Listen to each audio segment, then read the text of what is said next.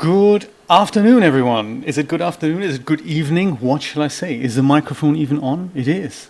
Great. I can see myself just about coming back there now. Welcome everyone in the chat. Welcome Christina, Alien P, rock on, very cool. Rod, of course, and Julia, my producer, esteemed producer, is here with me. Julia V, aka Blue Owl Productions. One of those things, if you've seen her pop up in Discord, that is indeed Julia. I think we can change her nickname, but we have not worked out how to do that yet. And thank you so much for joining, Stephen. How exciting. And of course, Dreamlab, my neighbor from Broward. Awesome to see you all. If I've forgotten anybody, I do apologize. A few changes have happened on my desktop setup. I've got a new microphone here. That is because I'm using my old microphone, which is slightly better in my kind of, if you want to call it that, narration booth, which is kind of a walk-in cupboard, because I'm narrating Brian's audiobook. I've already put 2 chapters in the can, which is great. It's a book that's called Flicker World. Very exciting. I read it. Brian contacted me with some render results, and that's how we kind of got together, which is exciting how that happened. And me narrating the audiobook means I will probably be able to afford that new second RTX graphics card, because it is kind of sad news. I still have it, but I have to give it away. So this is kind of the final stream in which we're going to use it, like side by side with the other RTX card. So let me know what the sound quality is like, because I've never tried it before. It's one of those things. I like to try things live on air, and then if things go wrong, we all go, yes, interesting. Like one other thing that was kind of weird today is using Restream for this stream for the first time. So we're live not only on YouTube, but we're also live on Mixer. Very exciting stuff. If you want to get in touch with me during the show, then Mixer has the lowest latency. Very exciting. And so that is also possible. Supposed to relay the chat, doesn't work, of course. Worked last time, doesn't work today. One of those things. But yeah. Happy birthday to Clint Eastwood, by the way, in case you're watching, Clint. highly highly unlikely. But in case you're zapping through the channels, hey, this guy's doing great stuff there, then this is good. Happy 101st birthday. I don't know how old he is. Clint Eastwood is not actually his real name, but it's his birthday today. So I know that because I've just 89. Wow, look at that. That's a proud age. That's an age my granddad didn't even get to. So very good, very well done. Oh, that's his real name, Clinton Eastwood Jr. How exciting! I thought it was Steve Jones or something like that. No, good stuff. So yes, Clint Eastwood. Awesome. Happy birthday, Clint. Yes. What have I got planned for you today? I've made a scene. Let me see if I can find it in the array of scenes that I've got here in the thumbnail library. This one here, the kitchen scene. And I'm going to talk you through how I've made that happen. So I'm using one of my all-time favorite characters for this, which is the Toon mouse by none other than 3D Universe. A very exciting character. I've had him for years, and that little guy just cracks me up every time I try to use him. So he is obviously in some kind of a kitchen, and we've got the freaked out, person who lives there, but perhaps not in the kitchen exactly, but maybe in the house, and she's kind of freaked out at the sight of seeing a mouse run away from the coffee machine, which that's just a mouse's or a rat's right to just go and grab a cup of coffee. I'm sorry. What happens then? I'm so sorry. When I turn away. The mic is not good to. Okay, thank you so much. Yes, it is. That's one of those caveats. I think it's when I'm speaking like this, it's all good. But I think if I speak like that, not so good. That's good to know. Okay, I'll see what we can do about that. It's only during the time that I'm narrating the book, and I'll bring the other mic back. So I like the idea that this is slightly smaller here. That's kind of cool. So it doesn't go like right in front of my face. But it's one of those things. I'm still thinking. We'll see what we can do. Thank you for the feedback. I like that. How's the picture quality, by the way? All good today? Because we're kind of streaming to restream first. The restream then brings it to YouTube, and it looks like it's okay, but chat doesn't work so well, so there we go. So anyway, little guy, freaked out Genesis 2 character here. I believe it's Victoria 6, and that's kind of 2 generations behind now. So we're talking 4 or 5 years ago. That's when Genesis 2 came out. But I've chosen her because it's a character that natively doesn't have eye ray shaders, but they are kind of hidden in the Genesis 2 female package there. So I'll show you where they are, and then we can apply them to the woman. I'm using Biscuits' Mila hair. I'm trying to convey the idea that the hair is as freaked out as the person. And that's basically it. The set is the apartment kitchen, which is a freebie from the Platinum Club this week. You get the set for free from the Platinum Club. Links to all the products are in the description if you're interested. I've just realized, and this is funny that I haven't realized this before, there's this thing, this red thing here, that is actually not part of the scene. That's just something that I've forgotten to take away. This is the eye target that comes with the mouse. So this is something that you can touch in the scene and then move around. So that's how that works, and that moves the little guy's eyes around. He is, of course, not eye ray compatible. So what we're going to do is we're going to build the whole scene, and I'm going to talk you through all the aspects of it. So it's mainly about the expression. So we're going to talk about how to dial in expressions in characters today. So that's one thing. We can do that in this guy, and we can do that in Victoria 6. There's another product actually that I'm using. It's called More Expressions, More in all capital letters, and that is a product I believe by Charlie on DAZ 3D, and that is that turns the regular Genesis expressions into something like even more kind of pronounced. Those are all face morphs. Very cool stuff. With all that out of the way, let's get started, shall we? I will keep an eye on the chat as soon as we get going here, and especially during the time it takes my computer to render. So one of those things. This is actually the scene here. I'm going to go and save that quickly. That I've only made about an hour or two ago, and you can see this eye target here. That's the thing that allows me to move this guy's eyes, in addition to just touching an eye and then moving it around. That sometimes helps. Yes, actually, speaking of which, one of the things I wanted to make you aware of in the picture, let's just quickly go back to the picture. Two things that are interesting about this, rather than just the expression. I'm using two very subtle lights here. So first I'm going to have to adjust the lights that come with the set, because they're a little bit over the top, to put it mildly. They're extremely cranked up, and this makes this whole area totally blown out. So we're going to turn those down. But to separate the mouse from the background, I'm adding a spotlight here behind this guy. Can you see these tiny little white things that you can see? The top of the mouse is slightly illuminated, and that just gives this ever so slight pronunciation of the fact that there is different geometry here than there is here. So the importance of doing that is, usually in render engines everything is in focus, and that means every object will kind of blend automatically into the other one unless it has a different contrast. And it's all too easy if you have a character that is standing in front of some geometry, that there's just so much in the scene that it's very difficult to tell apart where one object starts and where it ends. So sometimes it's good to add these little separation lights there. And this is something, it's almost like the what's it called, the rim light. When you have a 3-point lighting setup, this is almost like the rim light. It's a light that comes from behind the character and adds this just slight illumination onto the top of an object, or the kind of the backslash top of an object. That's how that works. The other subtle light that I've added is in front of her face here. So it's around about here in the scene. And if you don't do that, this whole corner here is going to be very dark, and that's why I've added a small light here. I've given it a slight color, so that kind of emphasizes the fact that she's got a slightly blushed face. That's all I wanted you to know about that. Rim lighting, that's exactly right, Stephen. There's a key light, there's the fill light, and there's the rim light. And I think the rim light also has another name. I cannot quite remember what it was. I'm going to close DAZ Studio down, only because if I create a new scene, then the default settings aren't always coming in, and some of the settings that I've kind of tweaked will come back, and I'd rather you see this literally from top to bottom, the way I'm creating that scene.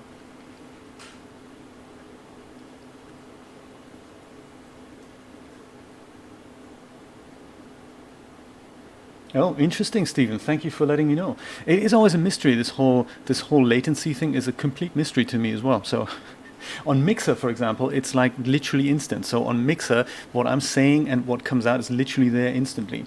And going forward, I'd like to use that. And it's one of those things, sometimes the chat just doesn't work on multi-stream events. So it's a half test. I'm going to stick to YouTube. But if you want to tell me something, faster than the folks on YouTube see it, you can go on mixer.com/VersLewis.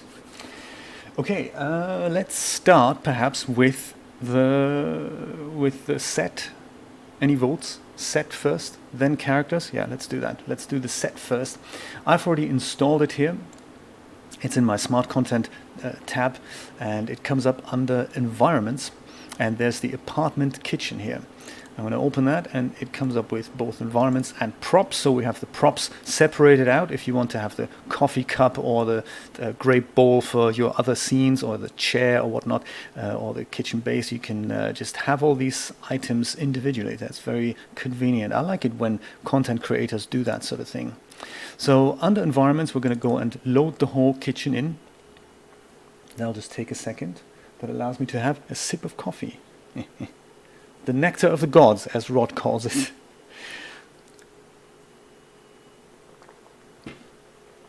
And there it is. I got your email, Rod. Thank you so much for sending that to me. I'm very glad to hear that Jolene is better. It's one of those things. It's, yeah. I've been through several iterations of what to do with this scene. Let me close this down so I can give you the kind of the guided tour here. I'm going to make my camera a little bit wider, while hopefully we can go and, oops, what's happened now? Well, that's not what I wanted to do. There we go. Wider, there we go. So this is the set. It's got this kind of kitchen table here. It's got an entrance door here. It's got a very large front of windows. And my first idea, when I was kind of thinking about what am I going to do for Friday, what am I going to put together, I was going to put an indoor shot here so that we see something on the outside. And my original idea was to put a plane on the outside that would represent a garden. And then I was going to use one of Biscuits' freebie packs on Biscuits' Patreon account, the grass patches. Biscuits, hello Biscuits, by the way, if you're in the chat. Yes, you are. I didn't say hello earlier, so sorry about that.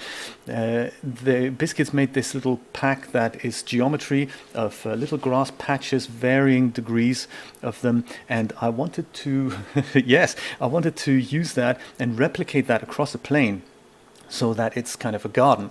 And my original idea was that the woman is gardening outside and the mouse is going to make himself a coffee. That was the idea.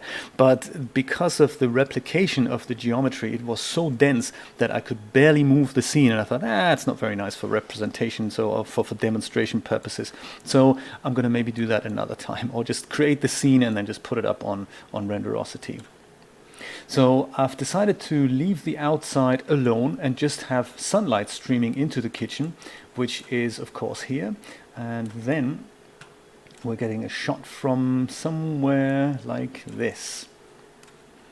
So the coffee machine is in it, and maybe the hob, maybe not. We'll see about this. We'll see about how wide we're going to make that shot. We can make it very wide. Something like that. Maybe.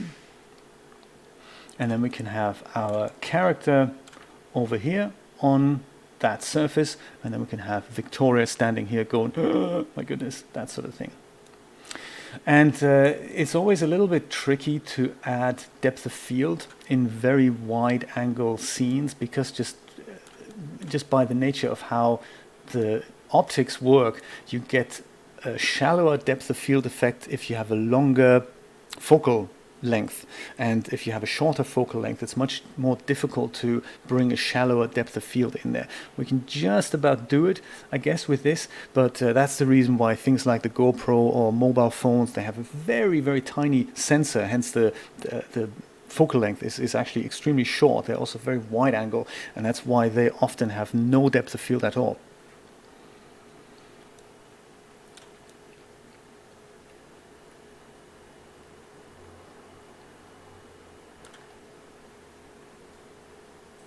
Yes, that is how it works, Christina. That is possible. Then maybe we'll do that next time. That's a good idea. We can even render two scenes. We can render one for the outside and just put that on a plane on the outside, and then we can deal with the indoor scene, and then we just offload that geometry. It's a very cool idea. Marius, thank you for joining us. Exciting that you're here. I personally don't have the Octane render plugin for DAZ Studio, but if anyone else has them, let Marius know. I've heard good things about it from Phil Wilkes. He uses that in Carrara, and he loves Octane. He uses everything for Octane. It's very cool. Let's bring in our main character, which is of course a mouse, and put him over here. He is also on the Smart Content tab under Smart Content. Whereas the mouse has a slight issue here. In fact, my Smart Content tab has a slight issue here. Oh, it's because this is now not looking at... What is this thing doing? There we go. Oh, it was looking at something, but not the right thing. So there we go. Let's go for figures, and there he is. I think this is why I kind of like using him, because he comes up as the first object in my content library. So let's double-click him, and that's the Toon mouse. He has several materials here for Poser 6 and for regular DAZ. So this is not an iRay figure. He's got several poses that we're going to have a look at. There's a cheese prop. That's cool. Maybe we can use the cheese prop. I didn't do that earlier. And he's got, I think he has wardrobe as well. Look, he has a waistcoat. We're not going to use that. It's just, a regular old Toon mouse that comes in here. There we go.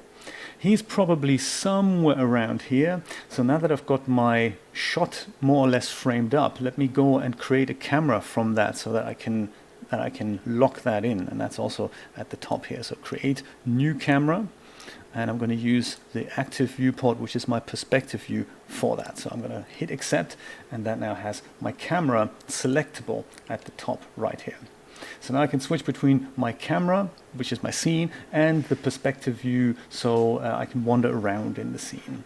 That's how we roll. And I'll see where my friend the Toon mouse is. I can just click Toon mouse in the scene tab, and then hit that little square here. And if I do that, then I jump straight into where that Toon mouse is. So that's kind of handy here. And I want to move him kind of over here, I guess. So let's see if we can do that with a little tab, with a little 3D manipulator. If you don't see these things, by the way, then have a look at what's currently selected up here at this magic bar here. If you have something else selected, this thing is the universal tool, and that has all these things like location, rotation, and scale. And if yours looks different, you may have either just the rotation tool selected, or just the pointing tool, or something else like surface selection tool or whatnot. So I can already see that this little guy, as funny as he is larger than the coffee machine in our scene, and that isn't really going to work for us, is it? So I think I'm going to have to scale him down just a little bit. I think I may do that in a moment, but let me just position him first, and we can see he looks so cute, doesn't he? And you can animate literally everything. That is one of those things that I really like about 3D Universe. It's not just the rigging that he's done. There's so many morphs in this thing. Steve from South Africa, shout out to Steve, awesome stuff. His latest creation is the little chameleon. I forgot what it was called, but it just came out a couple of days ago, and it's a chameleon that has a little insect as a friend, and he's got this really long tongue and several outfits and textures on it. It's very exciting stuff. Let's put a pose on him. That's also under smart content here, poses, and with the Toon mouse selected, I would love to just see the poses. There we go. Sometimes they're double. I really don't understand why. By function, by region, I don't know why they're double. Maybe I've installed both the poser version and the DAZ version. That's maybe possible. So figure 1, pose 1 is the same here. So let's ignore every other one. So we can either use something like this, or use something like that, where he's kind of happy. But I like the idea that he's sort of scared here at the bottom. There's something where he's kind of jumping. I think I'm going to use that. So watch what happens if I double click on that pose with my mouse selected, and mouse disappears. And you go, yes, that's not what I wanted, is it? And it turns out, if I go and try and find the mouse, I believe that's he's gone back over here now. So he's kind of gone back to his original positions. And that is sometimes what happens to poses. What some content creators do is that they save the location of the pose with the pose. And that's good if you have a set in which person walks, I don't know, to a cupboard, which is kind of, not in the center of the scene, but it's kind of away from the scene. But it doesn't help us, because I had already positioned my character, and now it's gone. So I'd have to kind of do the whole positioning thing again, and that's not good for me. So what I can do is, first of all, hit Control Z, and that'll bring my mouse back, and the pose is now not applied. But what I can do is, that is correct. If you absolutely, Dreamlab gets 100 points. Fake internet points though, but it's exactly right. You hold the Control key down, and then you apply the pose. And when you do that, a little menu comes up here in which you can now decide what to apply in the pose. And that's kind of cool. So a rotation, for example, we want. Scale we want, but the translation X, Y, and Z axis we don't want. So we can just switch that off. And now if we just hit accept, and then the pose is applied, but the character is still in the same position. Very, very good. Very important to remember. I remember that freaked me out a lot when I first started using DAZ Studio. Yes, absolutely. This is one of those things, yeah, if you get hit by that phenomenon so many times, and you think, man, all my fiddly work, it just kind of makes your productivity go up by 30% if that happens more and more. Oh, Rod's on Mixer. Yeah, I can see Julia and Rod. You're both on Mixer. How exciting. I've got 2 chat tabs open now, so it's very, very exciting to keep track of all that. It's supposed to be all combined in one, but hey, today it doesn't work, so. How do you do it in Poser, Rod? Is there a way to make that not happen in Poser? I'm not that familiar with Poser, so any... Oh, I see, right, yes. Yeah, the coordinates, that's a good point, yeah. I was just wondering about the control and then apply a pose. Is that something that works in Poser, something similar like that?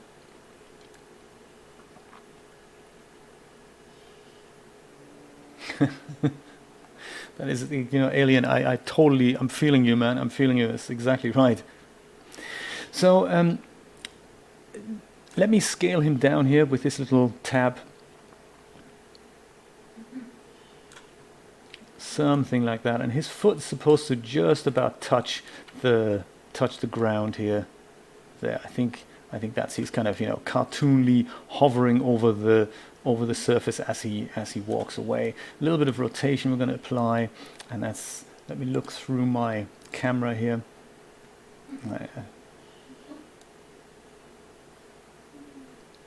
There, so he'll run away, something like that. Expressions and finalization and all that we're going to worry about in a moment.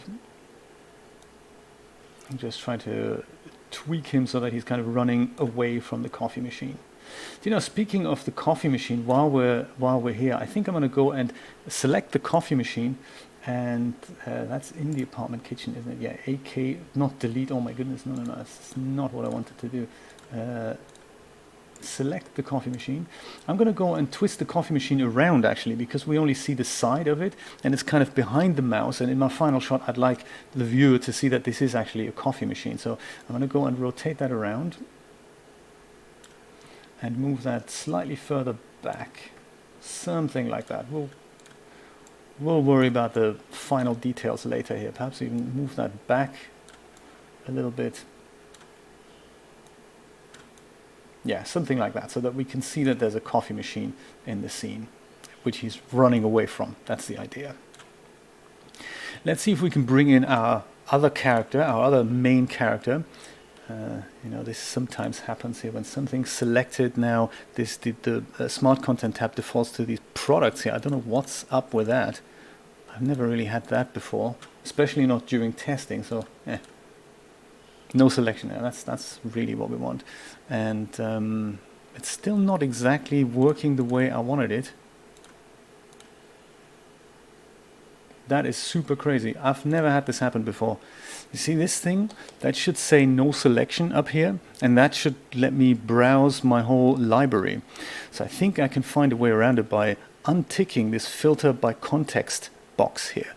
It sometimes happens that whatever is selected, the Smart Content tab looks through your content and says, hey, what fits with that? And let me only show the items that fit with the item that's currently selected. Of course, if you've got something like obscure, like a coffee maker, nothing ever goes with it. So the idea is that if you have Genesis 3 character and this box is ticked, then only Genesis 3 items will show up rather than all items that you have, even though they may fit and it may something that you want to look at. But by default, it just goes and says, no, I'm not gonna show you that. So one of those things.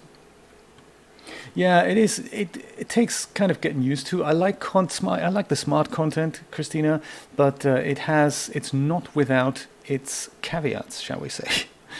So now I can probably go into figures, and there's everyone that's showing up now. So I stuck with the Victoria 6 HD version. I happen to have her. I'm going to go and load her in. That'll take a moment.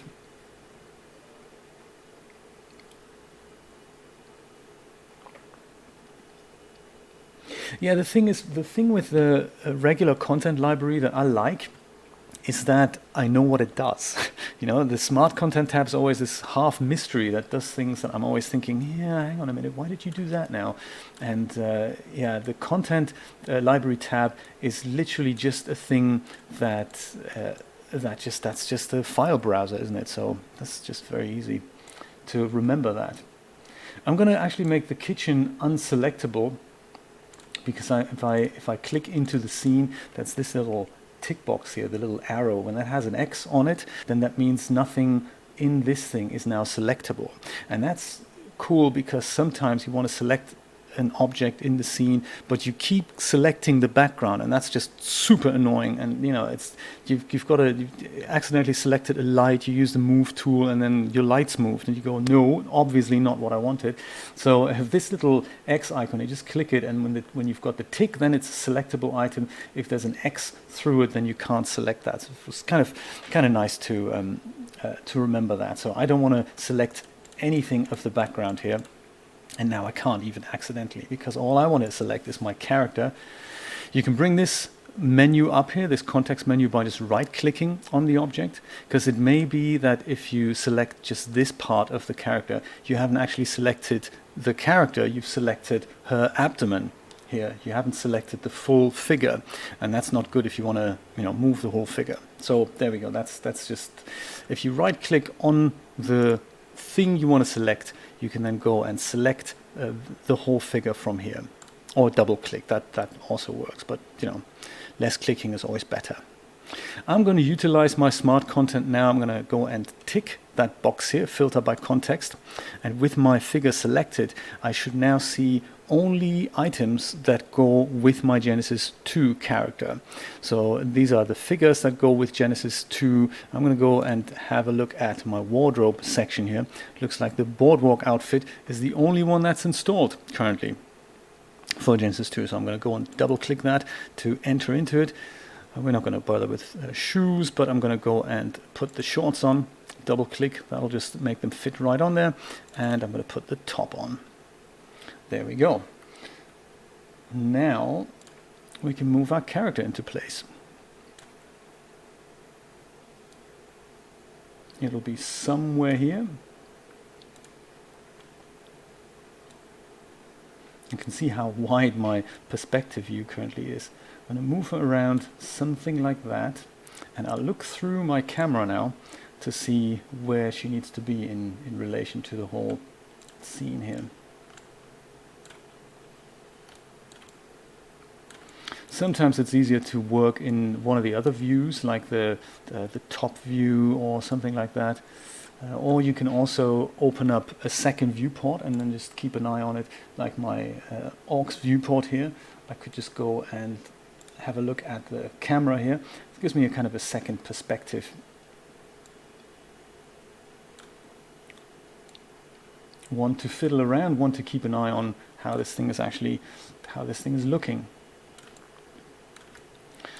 So that's a good starting point-ish, but let's see what happens when we put the pose on. So I think in my original shot, I think it was even wider, or the framing was slightly different. Perhaps it was something like that, because obviously my character's head was definitely in there. I think it was something like that maybe.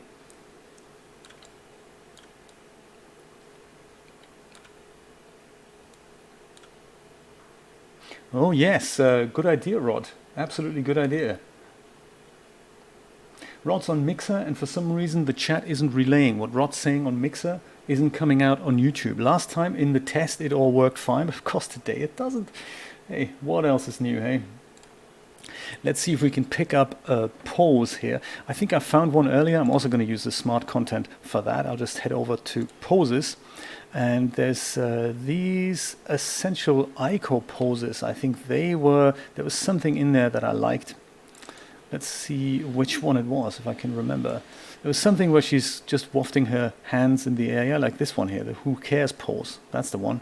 So if I just go and apply that, then it'll do this. So now we could have done the same thing by leaving the rotation of the character in place. So in this case, I guess the pose was saved with not with the translation information, but still with the rotation information. Maybe I'll try that again. So Control Z to undo that, and just go Control, double click the pose, and there we go. Pose preset loader. In this case, we don't really want the rotation at all. So let's switch that off, hit accept. Nothing happened. Yes, that's interesting, isn't it? So I guess that goes to show it doesn't always work. I did do the right thing, right? Yeah. X rotation. Oh yeah, I didn't want the, what is it, the Z rotation. So the Z axis, maybe I'll just untick that and see what happens now. Yeah, that didn't work either. Because it was Y, wasn't it? Yes, takes some practice, doesn't it? So let's double click that and just try again without the Y axis. That looks ludicrous. Okay, I'm giving up officially. I'm just going to apply the pose, turn the character around. There, in your face, DAZ Studio. Easy. User wins. Again. Okay, good stuff.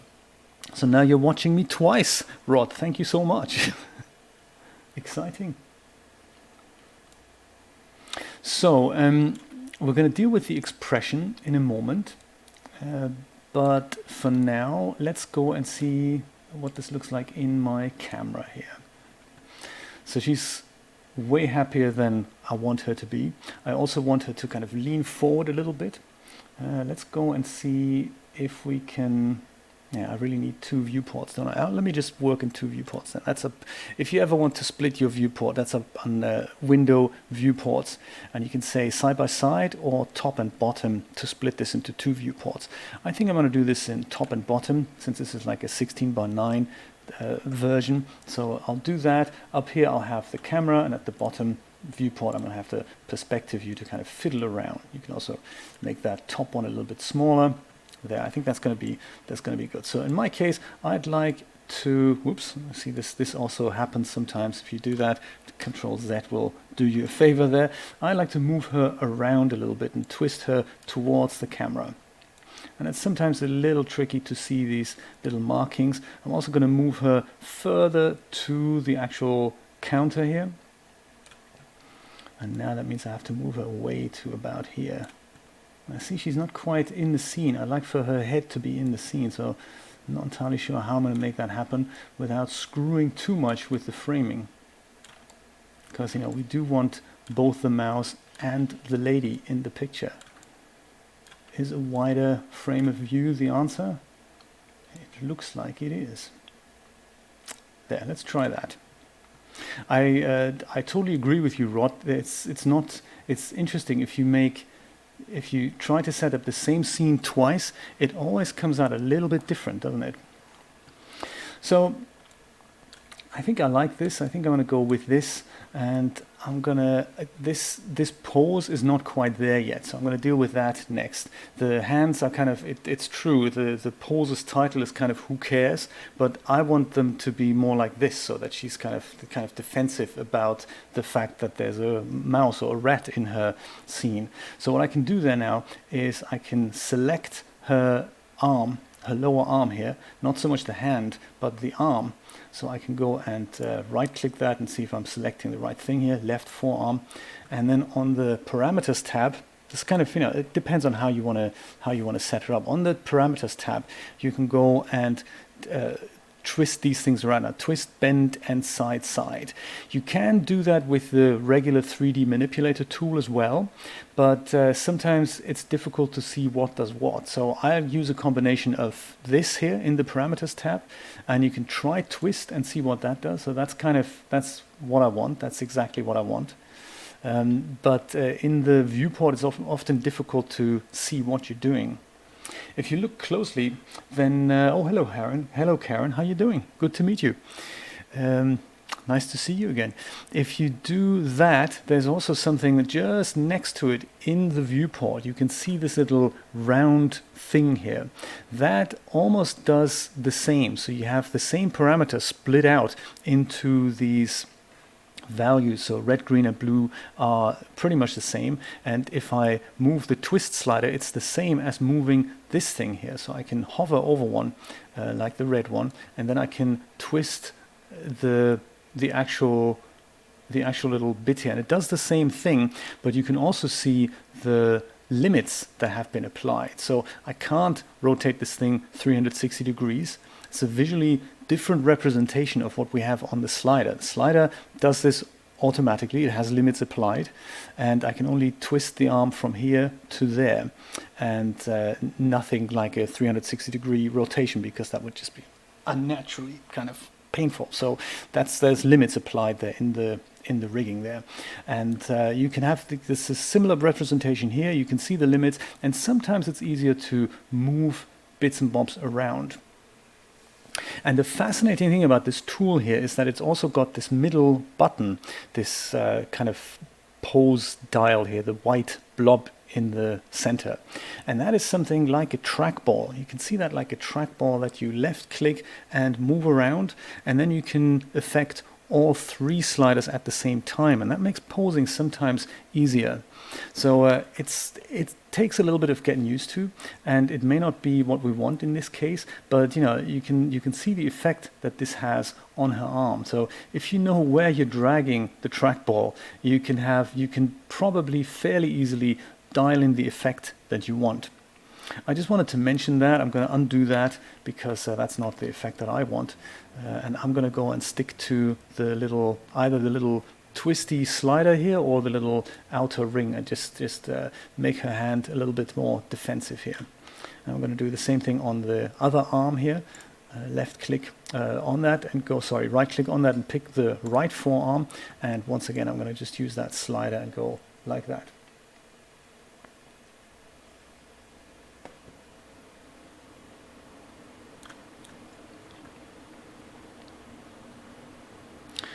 So that's kind of there. I think I'd also like her to kind of bend forward a little bit, and that's done with a similar principle here by right-clicking on kind of the middle of the character here. You can drag her, so it's like in Poser, this inverse kinematic thing. You can literally just drag the head and then bend it forward, and you can do that. That's that's definitely possible, and you can have the figure breakdowns, but that's not very accurate. So often that doesn't give you the results that you want. So have Control Z at the ready. You can try that with the chest. You can bring the chest forward, but again, it's just not very precise movement there. It's just, it looks more painful than anything. So I'm going to go and right click the chest, and I'm going to use the same controls as before. I just want her to bend forward a little bit. Whoops, that was not it actually. That was probably her breasts rather. That's not what I wanted. See if I can find out what exact part of the figure I need to do this with. Neck, could try the neck. No, that's the neck. It works, but it's not exactly what I want. I'll try the top bit of the chest. Yeah, that's what I want. So the whole rib cage moves forward. I also like the head to move forward, so select the head. There, something like that. Side, it does this. But yeah, that's more like a natural pose here that kind of makes her look towards the mouse. I'm also half keeping an eye on the eyes. I'm not sure if you can see that actually with the 2 viewports here, but I am looking at the eyes a little bit so that they don't, that there's no extreme movement. So we wouldn't, like in the real world, if something is on the left of me, I wouldn't have my head facing this way and then just look at the left with my eyes. I wouldn't do that. I would move probably my whole body. So it's not just my head, it's also my collarbone and my whole rib cage. They would all move in this direction. And I try to put the eyes kind of more or less in the middle of my eye sockets basically, and then move the rest of my body to aid me looking at the left or the right. And we need to emulate the same thing in a 3D character, otherwise it's going to look really weird and unnatural. Yes, I think me too. I wonder if it actually came out at that time, Christina. It was. I love that game. It's very good. We played it on the PlayStation 2 many years ago. So let me just go back to a single viewport for now and show you this in rather large when I'm going to go and deal with the expression next. So I'm going to go and select the character here. Whoops. Her head and zoom in there. So now she just looks well, kind of relatively the regular bland expression that all the Genesis characters have. So let's go and make sure we give that a bit of an expression now. And that is done. That is done by selecting the head. Expressions are morph dials that are in the head, they're not in the regular figure. So if you select the whole figure, then it's very difficult to drill down and find the expressions for the actual head. You can find full body morphs, and you can find things like that makes the figure more muscular and all that, but you can't really find the expressions. Those are very difficult sometimes. There's two types of expressions. One are done by bones, by actual rigging. So you rig parts of the figure, and then you can have the cheeks bulge out and the nose go up and down and all that. It can be done with rigging, and then just that morphs the geometry. But often the really good expressions are not created that way. They're created by actual custom morphs in something like ZBrush or Blender, and then they're being added as regular morph dials. And they come to life if you right-click the figure, just click the head, select the head, and then at the top here you've got this thing on the parameters tab. This is all on the parameters tab. On pose dials, and there's head, and in here you'll find expressions. And there's just so many of them. So this is part of an expression pack that you get. It's usually the head and body morphs. They contain the expressions as well. Sometimes I think with a regular figure you get about 4 or 5 different expressions, or 6. Depends how generous DAZ felt at that day. But then you have to buy a separate body morph or head morph kit for that, and that contains all these expression morphs. And then it's just a simple matter of cranking them up. So you can make it angry, or you can make it confused and excited and all that. And you can mix and match them as well. So you can have flirting as well as desirable on. And sometimes it looks extremely sick, of course, because like this is kind of what I'm saying is, kids, don't use them all at once, and do use caution when you use these morph dials. Control Z is your friend, or alternatively, if you've cranked something up to a value you'd like to reset, you've got these two options. You can either click that little gear icon and hit reset. That'll reset that parameter to 0, or whichever is the default value. Or you can also click the Alt button and just click on the slider, anywhere on the slider. So Alt click will also reset most sliders. Not all sliders, because that'd be too easy, but most sliders. So there we go. I think let's go and find something like afraid. Afraid's a good start. Let's dial a little bit of afraidness in here. Is that a word? Afraidness. It is now. That's cool. Very cool. Anyway, and I'm going to make it a little bit. I'm not going to drag it up to 100% here. And then I'm going to find something like, that's shock. Oops, where was shock? If it's too many sliders, by the way, you can also just search for it. Like if you're searching for something specific, you have this search box at the top, and you can say like shock. And when you type the first few letters, it'll just search the whole list, and then the one thing comes up. It goes for all these dials, by the way. If you're looking for a particular body type that you'd like to morph, and there should be a morph that exists, like eyes or something, just select that particular object, and then go and search for it. That'll make your life a lot easier, rather than looking through thousands of selectable little sliders. So shock is good. Let's see what shock does. Shock does this. Very cool. So shock, maybe a little bit of shock could do. This thing is to just clear out your search result. So make sure no text is in here if you're expecting all the sliders to show, and sometimes they don't. It's often because there's something typed in the text field here. So I think scream, was scream a thing? Yeah, there we go. Scream is good. Let's try scream. Ah, very cool. That's exactly what we want, this kind of screaming notion here. And I've told you about this morph pack earlier. This is it's called the More Expressions. Let me see if I can bring it up here. This is it. This is the other thing I'm using. The More Expressions by Cake One. Wasn't Charlie, it was Cake One. There we go. And it kind of relies on the regular expressions for the characters, but it'll turn them into more. So you have to have this in order to get that. And we're going to use a little bit of that as well, because I saw this product many years ago, and I thought, oh my God, that's hilarious. I need to have that. That's very, very cool. So look into that. It's very exciting. We're going to use that as well. And that is in the, I wish I knew where. Oh yes, it's a little sub-menu here. See one more. So it'll show in the long list, and it'll be somewhere in more. Let's see. It's probably Scream More. There we go. That's it. That's the slider. So if I dial that, then she just gets that little extra over the top, oh my god expression type thing. There. If we're not entirely happy with what we've done so far, we think, hey, now that we've done scream and scream more, we need to have a little bit of afraidness or whatever. There's also afraid more. Let's do that as well. Oh my goodness, there we go. It's kind of a really freaked out woman now.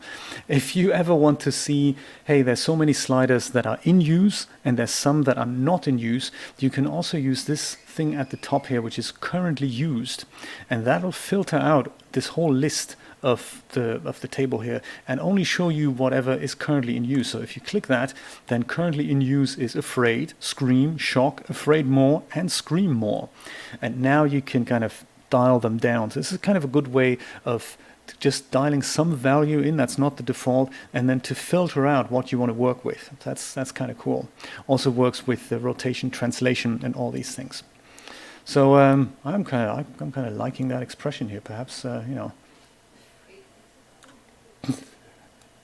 Sound effects. Thank you so much. I think we're just going to leave it here. This is just this is just fine for what we're going to do. Let's see what this looks like in our shot. Yeah, oh my god, there's a mouse. Perhaps, I think the pose that she's got here, I think we've done a good job on the head and on the hands here. I think I'm going to move her over just a little bit just a little bit further over, like over to here, you know. Let's see if we can make that happen. In the perspective view, just drag her over here. Yeah, I think that's a cool idea. Let's do that. Slightly further towards our character. Yeah, just a little bit. Just a little bit.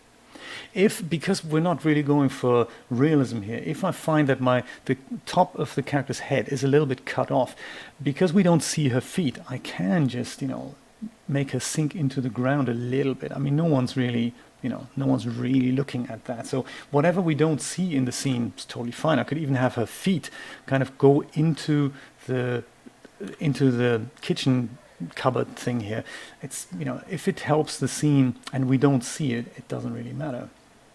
So I think maybe that's kind of a cool thing. Emphasizes her hand as well because of the short focal distance. I think I'm down with that. Okay, let's save the scene just in case my computer, you know, decides to freak out. Kitchen cast, I'm going to call it. And I do apologize, I've totally forgotten to put last week's scene file on Patreon. I'll do that later, and I'll do that with this one as well. So if there are any parameters here that you'd like to examine, all my Patreon supporters can have a closer look at that. Even if you don't own the actual objects like the expressions and all that, it'll come up, it'll still kind of work, and the sliders will be examinable. Is that a word? That is a word, isn't it? Examinable. That's examinable LLC. Yes. So I'm going to do that later. And then all Patreon supporters can have a look. Let's have a look what this thing looks like rendered. I always like to save this thing before I render anything. That may take a second or two. Remember, it's the final day in which I can show you 2 RTX cards at work at the same time. Because literally after the stream, I'm going to have to give these away. Look at that, rendering with 2 RTX 2080 cards. Woo-hoo! Oh, for one last day. Maybe I should do an animation overnight and just let it render. And then tomorrow I really have to bring this back. Amazon have already sent me an email saying, crazy stuff. So, what we can see here is that the light, by default, is existent in the scene, but of course, it's totally over the top.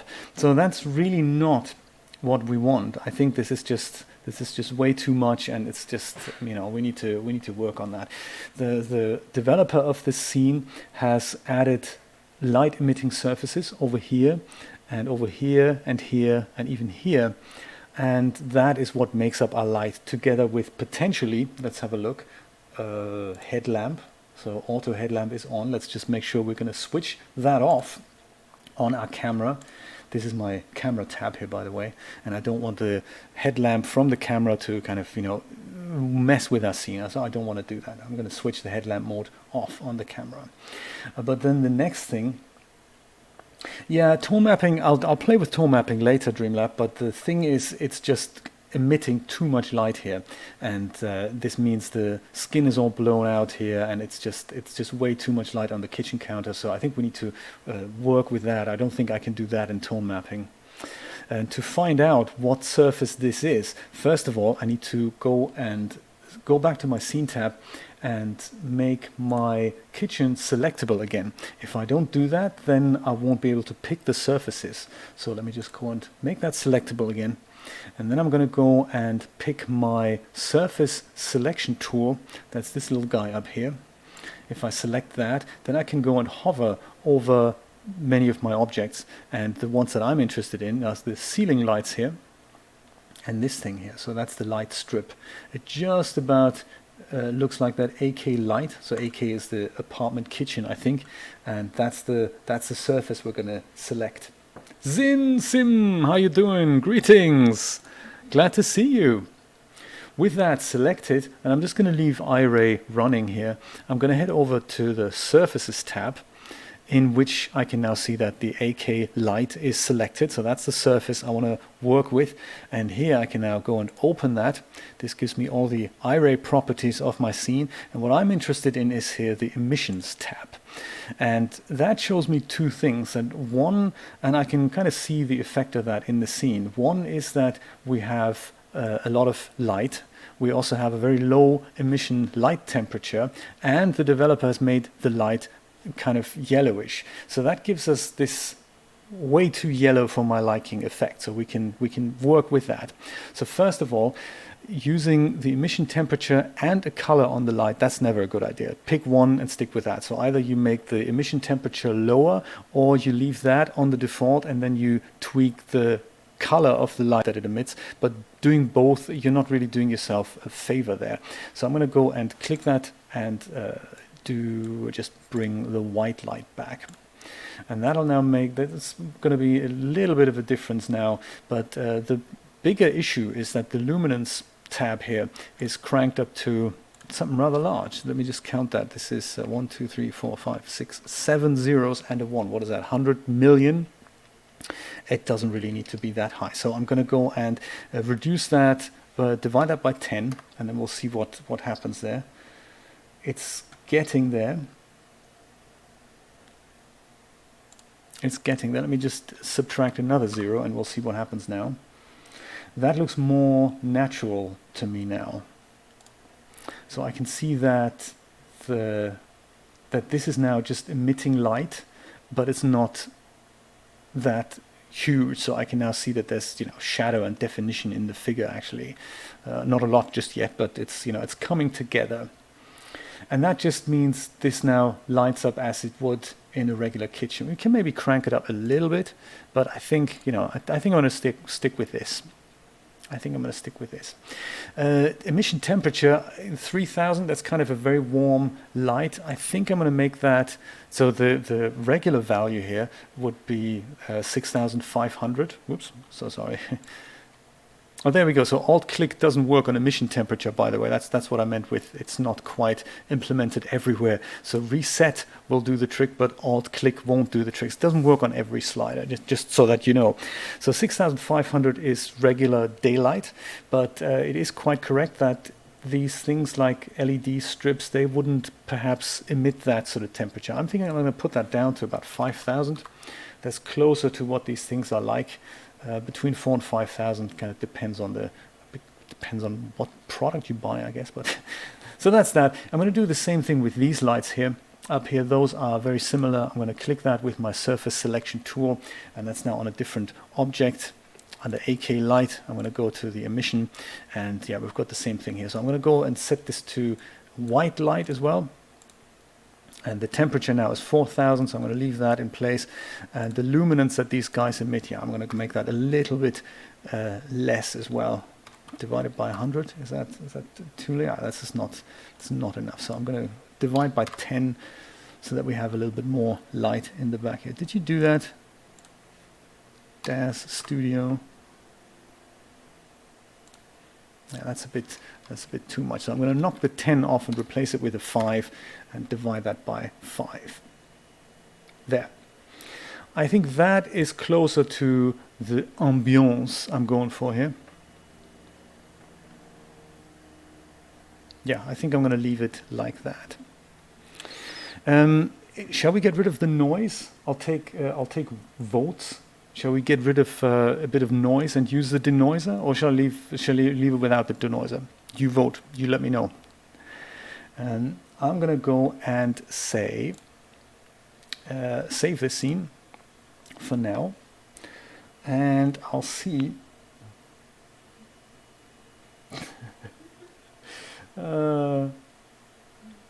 In preview, yeah, I can do that. Let's do that.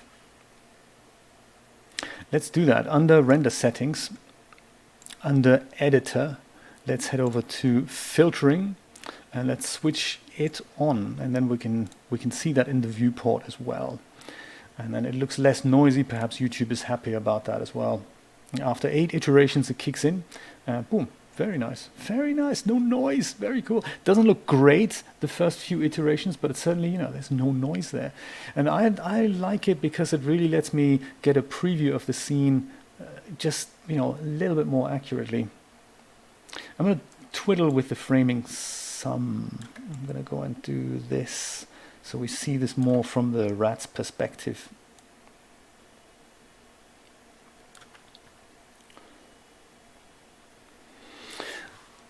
Okay, I think we're nearly there with the lighting. I think we're nearly there. She needs a bit of hair. That's the next thing we need to do. But before we carry on and just sticking with the expressions there a little bit, I'd like his expression to be a little bit more pronounced as well. So I'd like the rat's expression to be more extreme.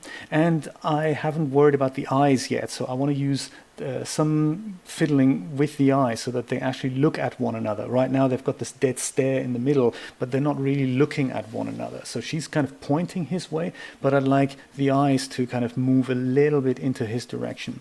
And likewise, I'd like for his eyes to look at her while he's running away, because of course he's scared that she's going to, whack him or whatever. So yes, let's do that next.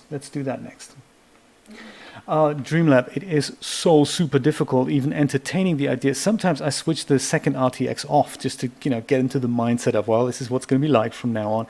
It's just not possible. David Davis from France was saying to me, hey, you may not be able to give these cards back, when I told him when the second card was new and everything. And my God, I thought, nah, you're wrong, man. That's just I'm sure I'll be able to live with it. The answer is no. Once you've licked the blood, you go, man, this is just...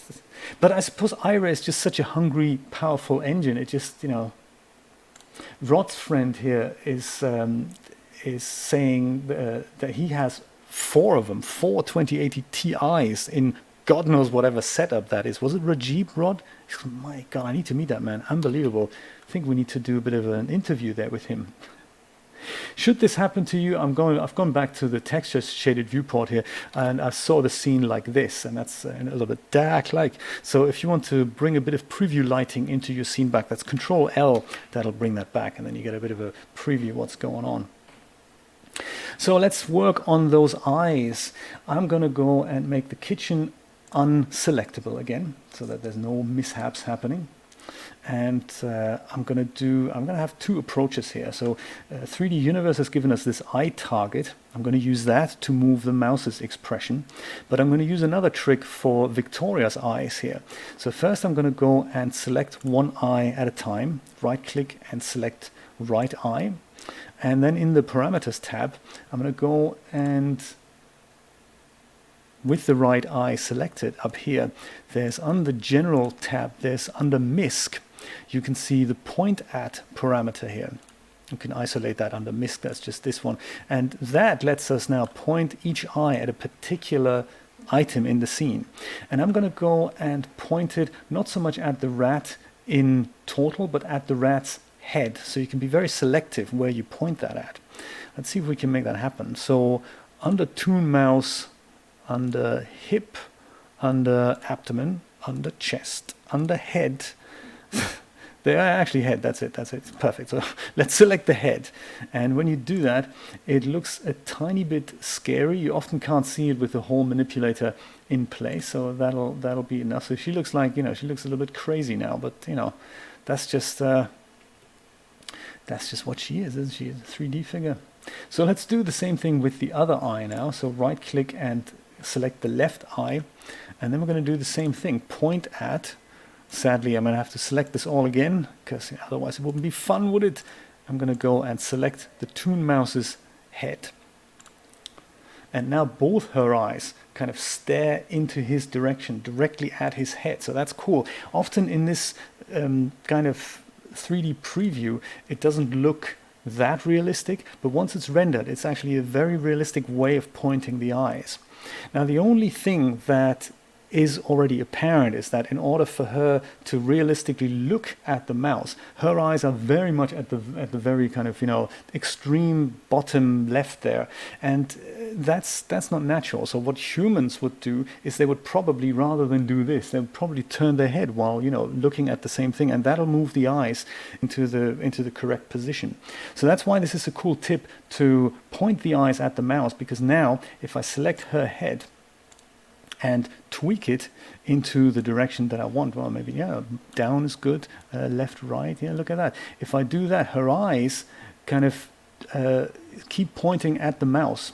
That's great. You can use that for animations and things flying by and everything. So maybe, this is still looking further down, something like that. And even if I do things with other parts of her body, like, let's move the chest further down, and, he's kind of bending forward and going, oh my God, what's going down there? The eyes will always point at the mouse, and that looks much, much better than having the eyes kind of cramped into the bottom left corner of the eye sockets there. So that's cool. Let's do something similar. I'm just reading some comments, sorry, I haven't lost it. It's just sometimes, when I read comments, I just go blank out there for a few seconds. So, we'll do something similar with the mouse, and we'll use the mouse, the eye target for that. We could do the same that we did before, but the eye target makes that even more easier for us. So I can select that here and open my scene tab, and then the eye target is something tangible in our scene tab, so that makes it easy to animate, and it also makes it easy for us to just move it around. So once again, just with this little pointing device here, or even with the little button, I can now go and move the eye target, and you can see that the eyes of the mouse move. And it's kind of cool to see that they move individually and in different directions. So sometimes they don't move both at the same time, they move both into different directions. And the eye target kind of makes it easy for us to now have him look into her direction, not too extreme, of course, but anything like that. I think I'm really getting a feel for him to just look at her. That's cool. And in animations, and I think that's why this eye target is there, in animations you can do things like with one slider you can go and have the eyes move left and right. That's kind of cool to do that. Okay.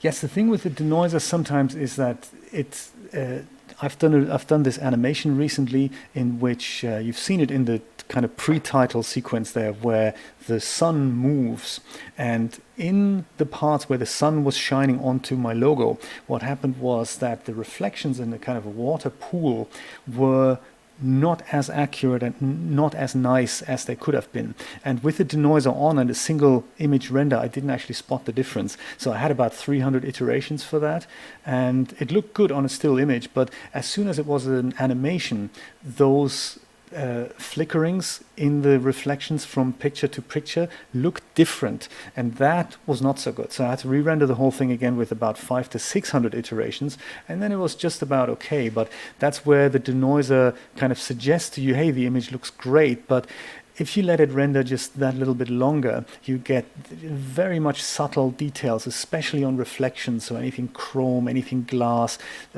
careful with the denoiser. Sometimes you do get issues. I'm going to show you another one later with this scene that we're going to see issues with, especially around lights and around shoulders and depth of field. So sometimes you just see this weirdness and you think, yeah, that's just because the denoiser hasn't quite finished, or the rendering engine hasn't quite finished bringing the details out in that, and the denoiser has kind of waved them away.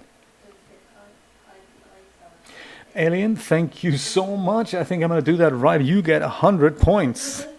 I wish we had a chatbot here. I think I'm going to bring that in next time. There is, look at that. There's something else going on here. What is this? That is, the left eye target, right eye target. Because then we can give each other these points and somebody will be the winner. It's going to be great. Not sure what you're going to win, but I tell you what you're going to win right now, and this is good for all of you. So that's something I do need to actually address right now, before I forget, because I do forget so many things.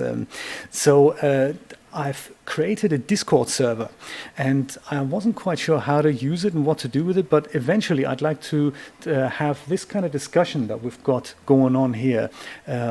I'd like for us to be able to do that when I'm not doing a live stream. So during the week, one of us may have a question and needs an answer, and that's where that Discord server would really come in handy. Christina and Rod and I have tried it out, and it's just so addictive. It's absolutely amazing. I want to offer that as a Patreon perk going forward in the future, but for now, you're all invited.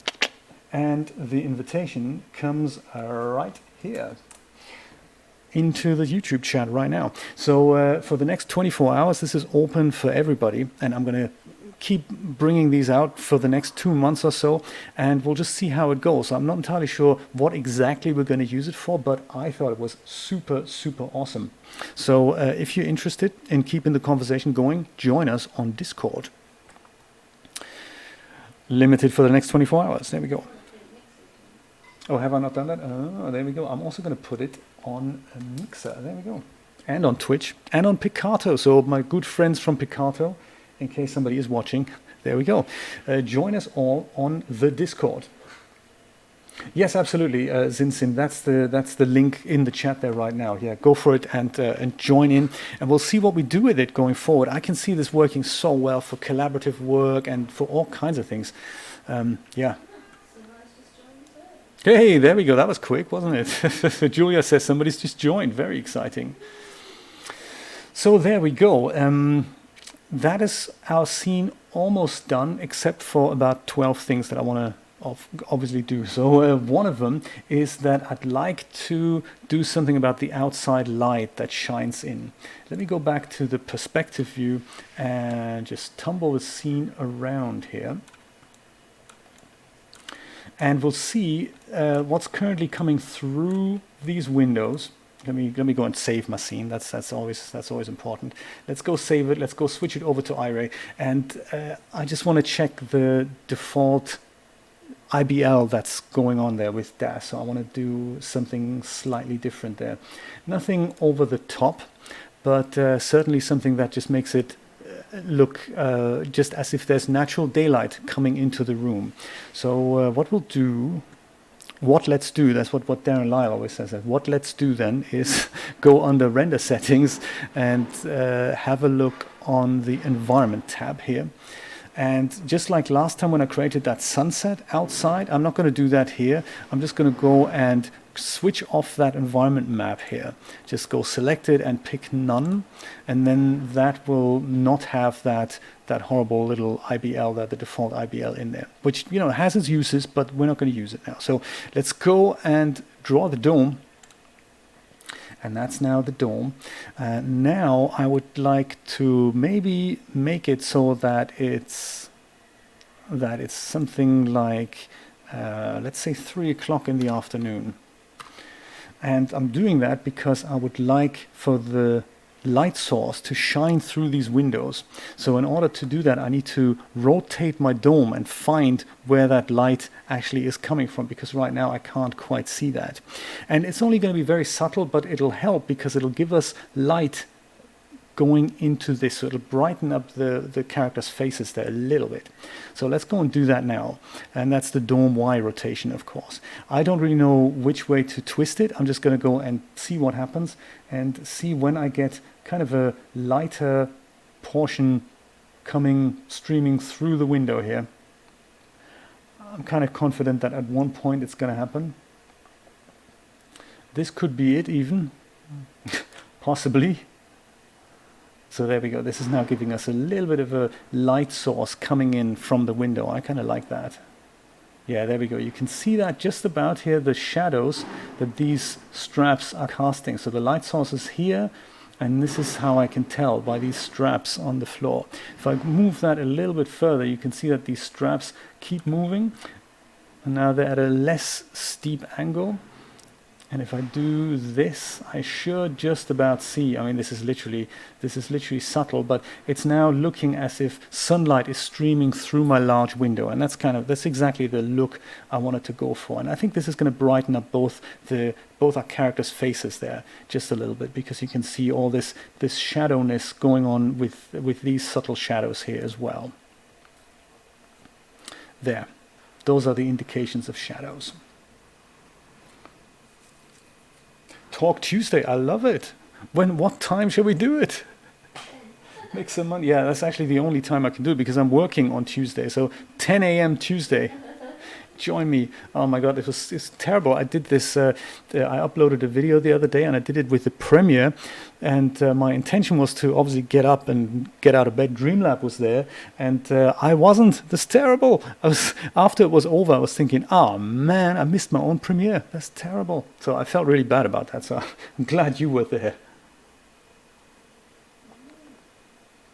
Tuesday Talks, there we go. Nice alliteration. Maybe we should do that as well. Talk Tuesday. I've bought some interesting games earlier on GOG.com, great old games. And one of them was called Do Not Feed the Monkeys. Maybe we can play that one day. I like the sound of that. Yeah, Talk Thursday, that's also very possible. Yeah, we'll do 5 streams a week. That's the spirit, exactly. I'm having so much fun, literally. I'm having so much fun with you guys. It's kind of, I can see it going that way one day. If I find the time. There we go. So we've got the light sorted. Let's have a look what that looks like in the camera now. And then we'll worry about hair. A character needs a bit of hair. And we also need to add those 2 subtle light sources and a bit of depth of field to the final render. And I guess then we're done. So again, if I look at this, let's do that next. Before we do anything about the hair, which is a fairly easy job, let's have a look at the subtle lights I was talking about earlier. So right now, this is a great example that with everything being in focus in a scene like this by default, the character here doesn't really stand out from the background, so everything kind of blends into one another, and that's often the downfall. I mean, the coffee maker and the mouse have the same, a very similar color. It's different here because we have at least a light behind our character here, so that separates the hand from whatever's going on here. Especially if we add a little bit of depth of field here, this is going to look very nice, and we can see that this is out of focus, but this is in focus, so that'll make our day there. That's all very cool. But what's happening here is that I can't really see too much separation between the mouse and the coffee machine, and I'd like to use the spotlight behind the little guy so that we can see kind of, it's not just from behind, it's kind of from behind and the top, so that 50% of this object here at the top is being illuminated, and that'll make such a difference in the scene. Again, it's subtle, but it's something that is often overlooked. We just bump your images or your objects into a scene and you think, yeah, well, the final image, there's kind of the focused background and the very in-focus character, they kind of blend into one another, and you can separate them out by just a little bit of subtle lighting. So we'll do that. The other thing I'm going to do is I'm going to put a point light somewhere here, and that'll just emphasize her expression a little bit. which we can always tweak. I'm not entirely sure. She looks a bit like this. Maybe that's the fact that she doesn't have hair. Maybe that's why this doesn't look quite right to me just yet. But you know, we'll work on that as we go along. So maybe we'll start with that. We'll put a point light here, a fairly weak point light that just takes care of the shadows underneath her eyes and underneath her chin. They're not very pronounced, but they're pronounced enough for me to think, that could look better. So let's do that. Let's do this thing. I'll go back into my texture shaded viewport and bring back all my tabs here.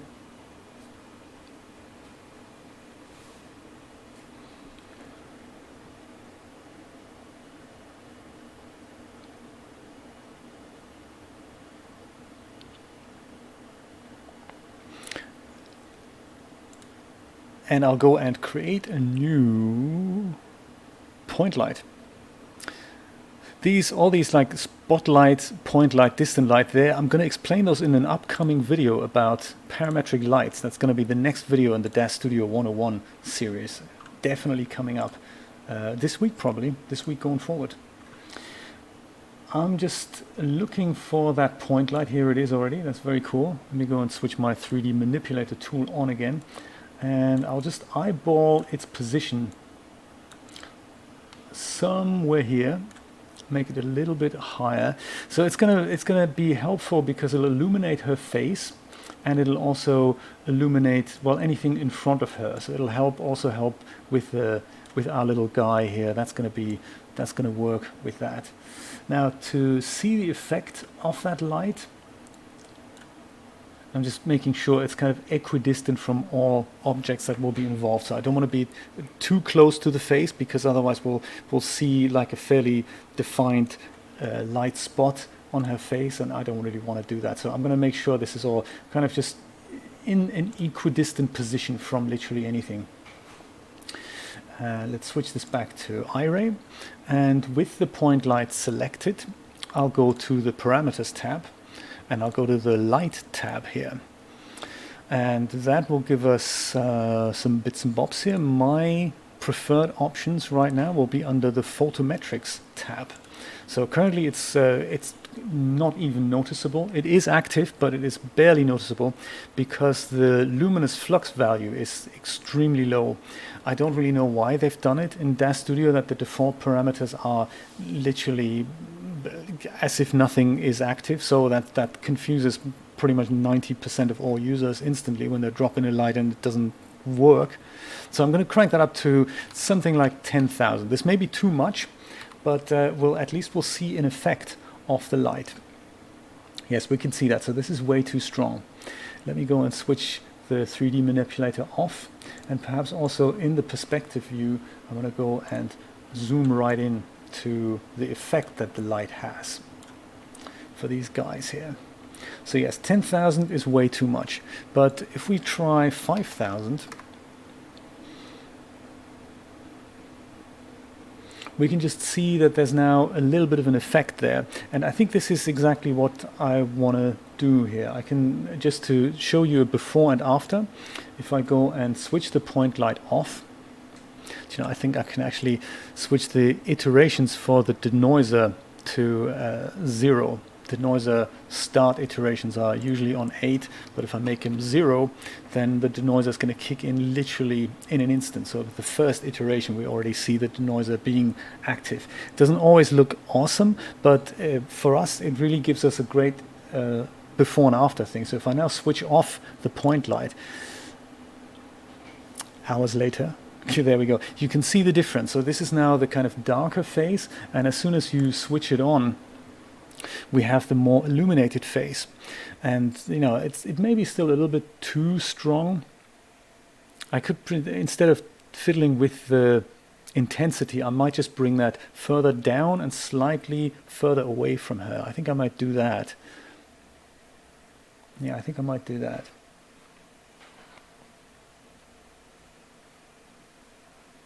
Thank you, Christina. Thank you for the link. Very cool. To my own video. I love it. Yes, is that the one? Which one is that? I can't see that from the link. Is that the one, the slightly older one about iRay lighting? Because it's kind of those same principles that I'm gonna talk about. yeah, with a slightly more updated version.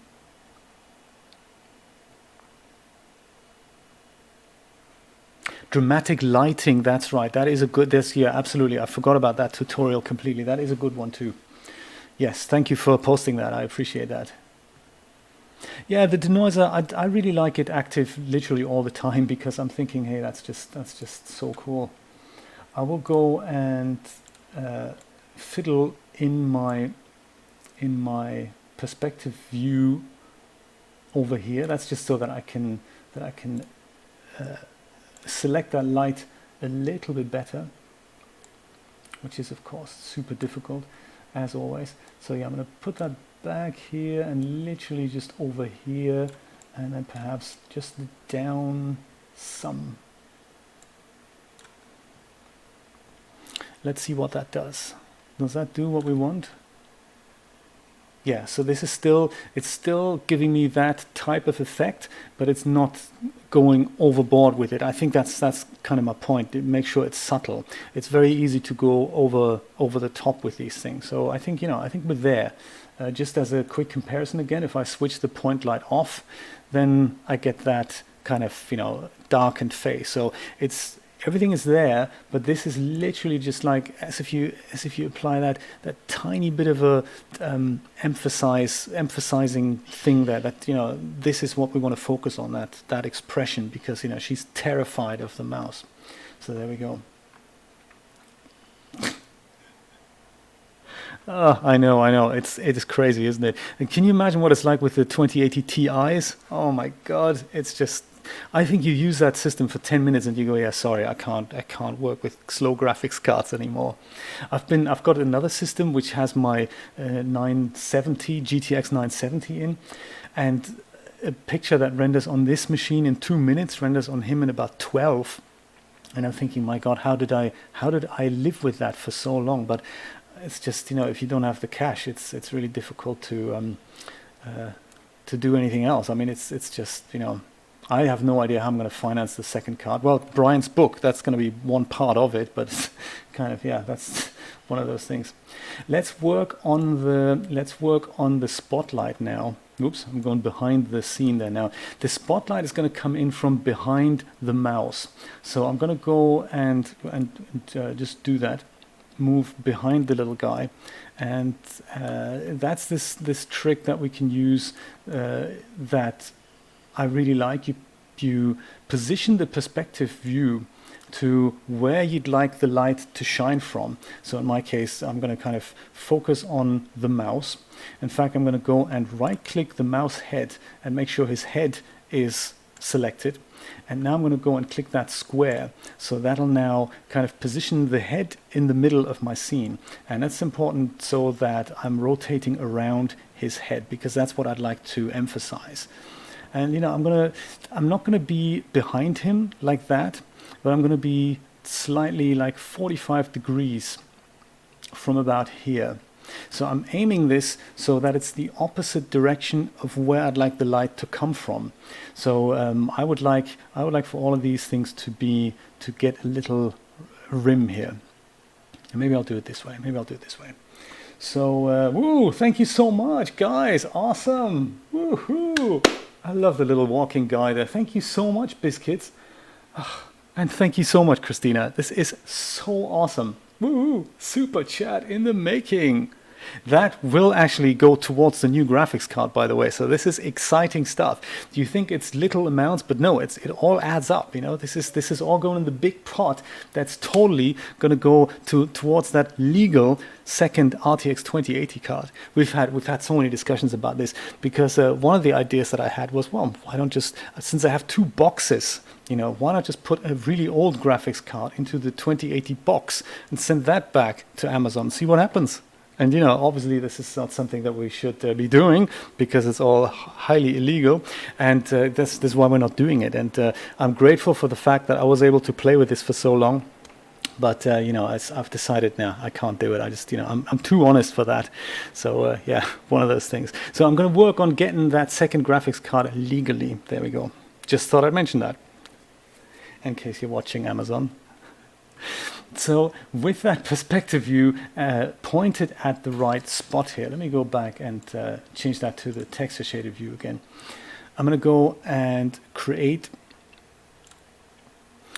a new spotlight in this case, and I'm using a spotlight, by the way, instead of a point light, because otherwise we would see the back of this scene illuminated as well. I don't want that. A point light shines in all directions, and I literally want it to point only at the mouse and not at anything else. So new spotlight. And if I now select not the default settings but the active viewport transform, which is the perspective view, then that light is going to be created facing exactly at the mouse already. So that's kind of cool. So with my viewport, with my perspective view, oops, this happens sometimes. With my perspective view, I'm going to move away, and I can see that that's where the light is. And this is how it's pointing. And from the front here, I'll get a bit of an impression of what this is going to look like in a moment.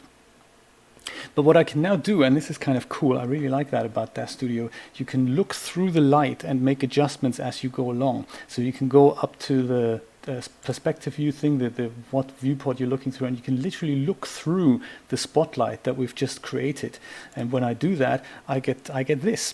So if I wanted to make some adjustments, once again, I can just go and select the Toon mouse's head here, make sure I go and zoom in on him.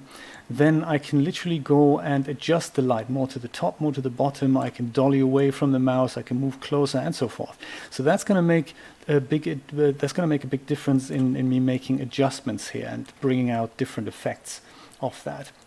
So I'll go look through the perspective view, switch this back to iRay, and now I'm going to go and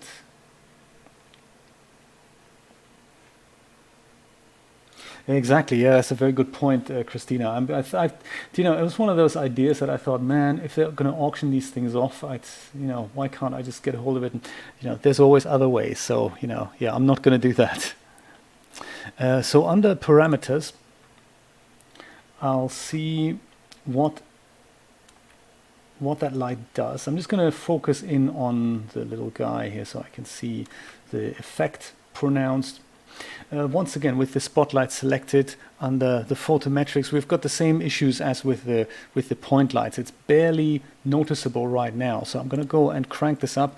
I'll probably try 20,000 just to see what happens.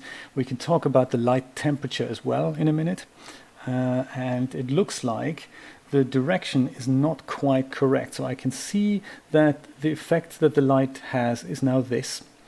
And that's shining at his snout a little bit, so I'm not a big fan of that. So we need to come from slightly, kind of a different direction there. Either zoom in a little bit more or something else.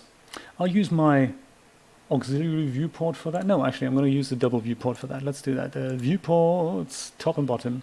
And the top will be what we're seeing here. The bottom is going to be the spotlight. Yes, I can see this is probably what we're illuminating. So I think I'm going to go in further. Move that over here. See what the effect of that is. So snout light has been eliminated. Very good. And I can see separation here. That's very, very cool. I like that. But it's not quite enough for me. So I think I'm going to go and try to angle that light further down. Like that. It's not that easy to position right now. And I'm getting the effect that I'm after here. I'd like for it to be bigger.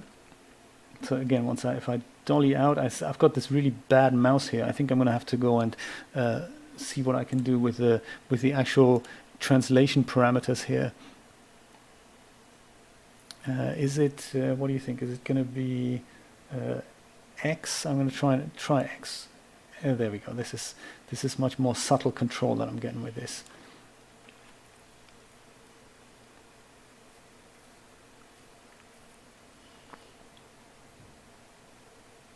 I'm so sorry. Yes, the donations distracted me. The whole Amazon thing, the RTX thing, everything distracted me. I'm so sorry. Yes, let me have a look.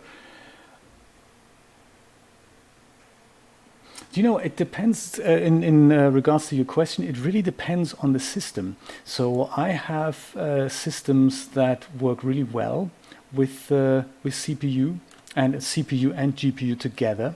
And I've also got systems in which it doesn't make any difference at all. So like this system here, for example, if I add the two Xeon CPUs that I have together with the GPU, it makes barely any difference in speed, but it makes a big difference in power consumption. So my two Xeons, they use 100 watts of power each, and that plus the 250 watts that the card uses, or the two cards would use like 500 watts in total.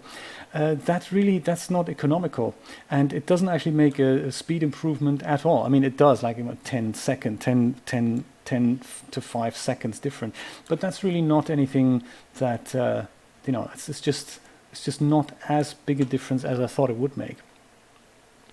But other systems do really well with CPU and GPU rendering combined. Currently, by the way, in DAZ Studio 4.11, the current version, you can't use the denoiser when you're using CPU rendering. I don't know if that's going to change, but I hope it is, because I'd like to do some CPU renders that on computers that don't have great graphics cards. My CPUs it's a dual Xeon 5675 system.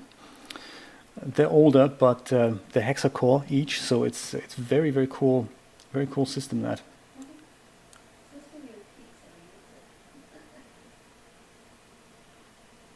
Scott Fifi, thank you so much for following on Mixer. So I'm just twiddling with the light here. I'm just moving the light around while looking through it. And you can see even subtle changes make a bit of a difference here to the top of the little guy's head. So I'm just going to try and get rid of this little white speck on his snout here. But other than that, I'm very happy about this separation. That's exactly what I was after. And I just want to make sure this doesn't shine here. I think I've kind of got it. Maybe a little further rotation would make a difference. It is just literally just a little subtle effect here. I'm trying to work out. But yeah, this is essentially how you can do it.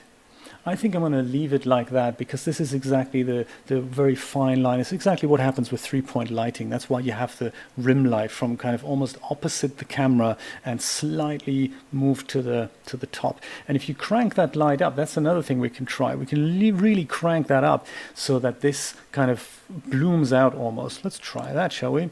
So we've had 20,000. Let's try 100,000 and see what happens. So this is now very strong. And you can see the effect it has. So this is now more emphasized. Can you see that here? It's more emphasized, but also it burns out his little hand here. So that's kind of too much for my liking.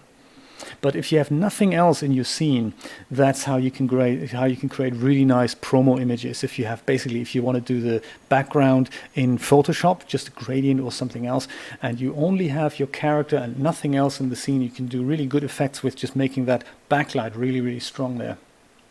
But for my liking, because we have background here, it's just a little bit too much. So I'm going to go back maybe at 30,000. Let's try that. Is that 30, or did I put it to 300,000? Yeah, that's 1 0 too much, isn't it? There we go. Yeah, I like it. I'll leave that. Do you like it? What do you think? All good? Votes, please, on the strength of the light.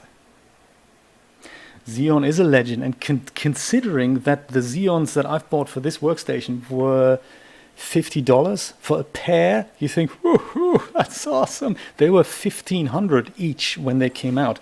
That's kind of unbelievable.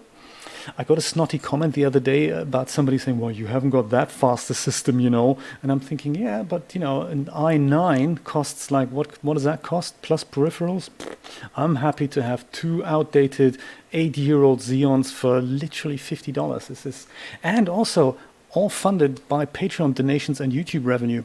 That is so awesome. This is a completely built system, completely built on your donations. So I really appreciate what you're doing, and every penny goes back into the stream.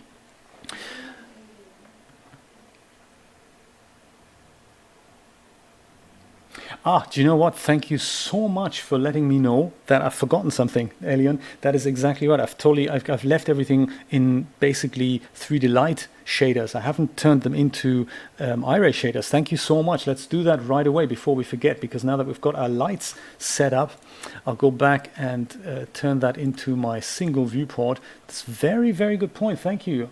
So everyone's watching. 100 more points to you. Very cool.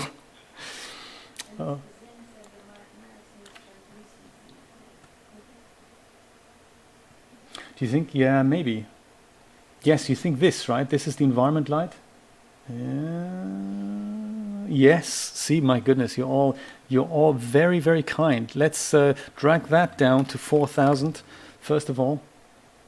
It doesn't make that big a difference, but you know, just to keep in with the rest of the lighting, may not be a bad idea to turn that down. Do you know? I think I actually liked it on 6,000. I think I liked it a little bit cooler here. I think I want to leave it, but thank you for the tip. Thank you for the tip. And yes, let's work on that environment light. I'm going to turn that down a bit. That's a very, very cool point. Under render settings, environment, I will just crank down the intensity. So environment intensity here, that's it under environment. One, I'm just gonna try 0.3 perhaps.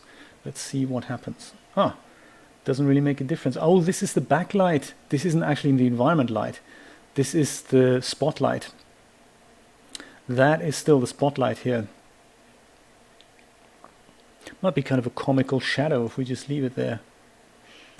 Yeah, the environment light didn't actually make a difference here. Not much of a difference anyway. No, I'm going to leave it. I'm going to leave it in place. But again, thank you very much for spotting that. 0.6, we'll try 0.6, no problem. There. Interactive stream. We'll do 0.6, right? It's a collective work, this is. But let's do shaders. Let's do shaders, and let's go and just leave Iray running. See what happens. So let's deal with Victoria 6 first. So I'm gonna select her, go into the Smart Content tab, and I'm going to go over to Materials. This is very cool. This is not anything that DAZ have publicly made available. I mean, they have made it available. They just haven't told us that it's there. So on my Genesis 2 Starter Essentials, if I double-click in that, I get all the materials that come with this thing. And I believe there is somewhere. I see this is now so much stuff. That's kind of crazy, isn't it? Was it in Victoria? Was it in Victoria, maybe? Could be in Victoria. No, it wasn't. There is something called the Genesis 2 Iray default something or other. Maybe it's under materials. Yeah, there we go. Iray. Haha. Iray optimized Genesis 2 female matte. Can you believe it? That's very cool. So they've made that available, and I'm going to double click that with Victoria selected, and that should now turn her surfaces into an actual Iray shader, skin shader. And that's very cool. So it may not be, you know, the skin texture you want, but it certainly is a very good starting point. And I didn't know until today that they had made that available. Very cool. So I like it. On the Toon mouse, we're not quite so lucky because we need to convert that manually, but it's not that big a deal either. So let's select the Toon mouse here in the Scene tab, and with that selected, we'll head over to the Surfaces tab, and there we can select the Toon mouse, and that now brings up a list of all the surfaces that are on him. And with all of those selected, we'll head over to the Presets tab. Under Shaders, there's Iray, and we're going to click the Iray Uber Base.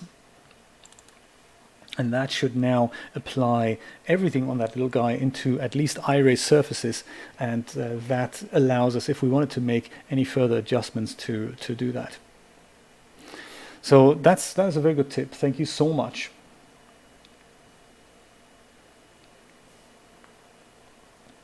You mean the 0.6 Streamlabs? Sorry, I'm a bit late reading your messages. Thank you. So, one final thing, hair for our main character. I'm going to go out of Iray quickly and put the hair on. And I'll do that by selecting, I'm going to use one of Biscuits' hair.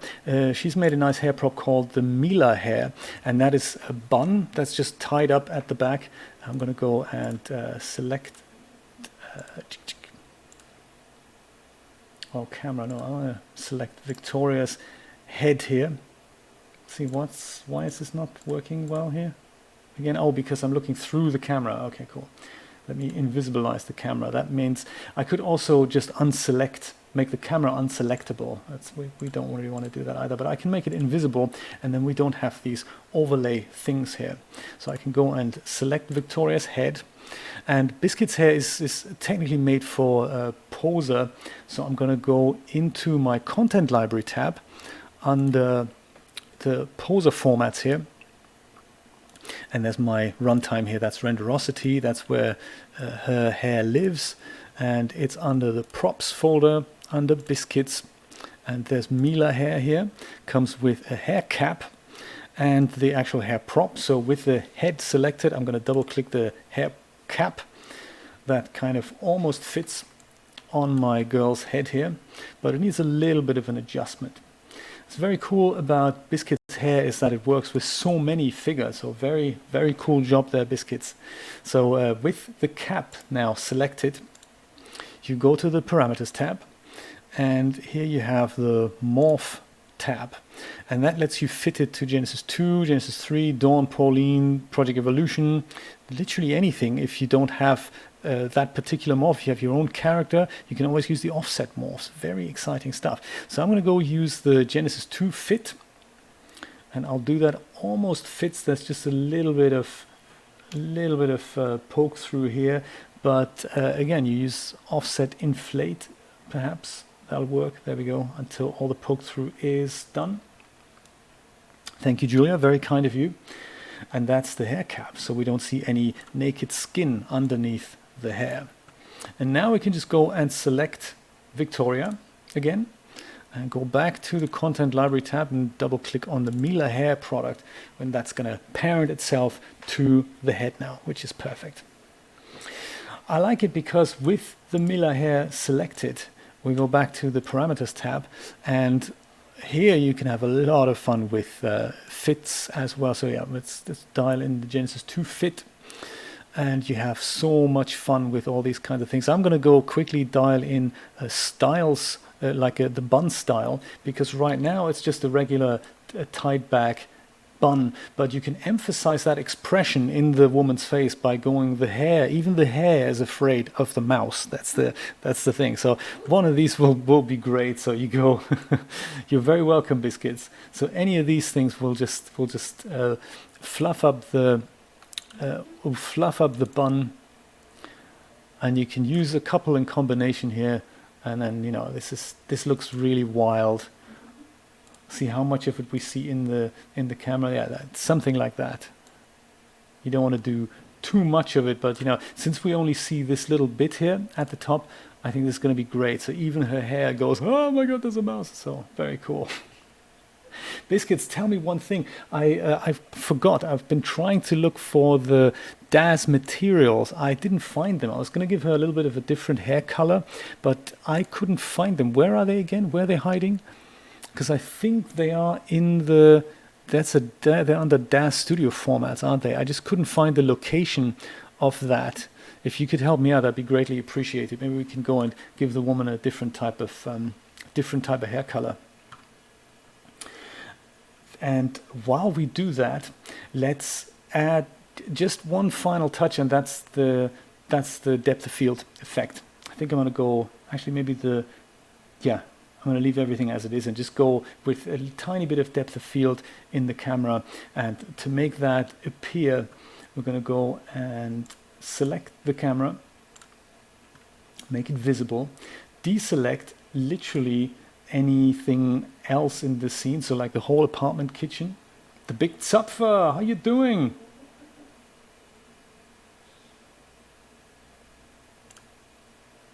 So I'm going to deselect the apartment here so that everything disappears, and that's just so that I can see the lines that the camera object is going to draw. So I'm going to go and look through the top view here and center my camera in. something like, oh, I can't actually rotate this, can I? So yeah, there's my camera and my figures here. I'm going to go and make that a bit bigger for you guys. With the camera selected, on the cameras tab actually, so this is my cameras tab, and with the camera actually selected, I can now go and switch on the depth of field option. And when I do that, I get these additional lines that are being drawn with the camera here. I should do, so they're probably very far away. No, they're not actually. Why not? What's going down?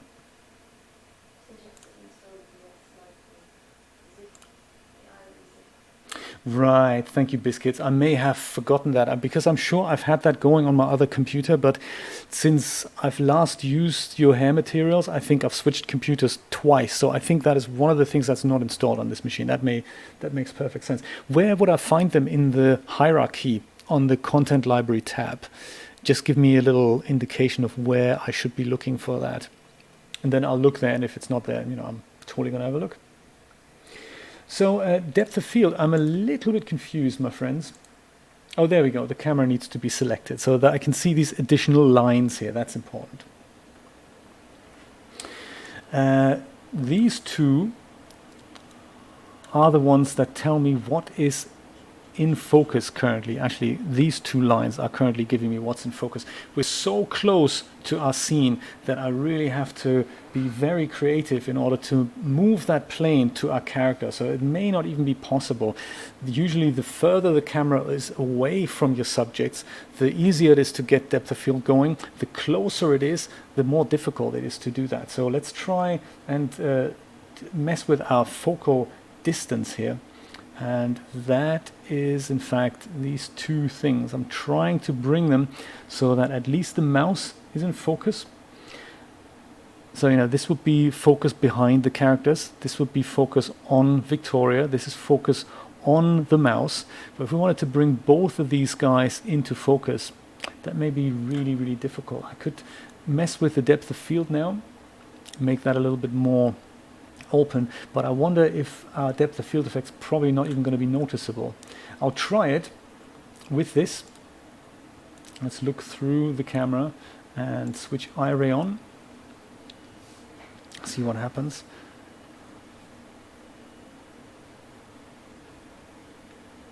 Yeah, that's exactly why. So that looks okay, but if I go and bring the apartment kitchen back, is it really going to be out of focus? That's the big question. And if so, how much out of focus is it going to be? Everything's out of focus.